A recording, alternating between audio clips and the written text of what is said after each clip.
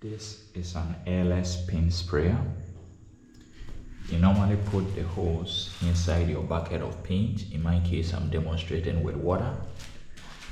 The sprayer sucks the paint, pressurizes it through the hose, and as the pressurized paint comes out through the gun, the tip of the gun is designed to atomize it. So I'm going to turn up the pressure and demonstrate.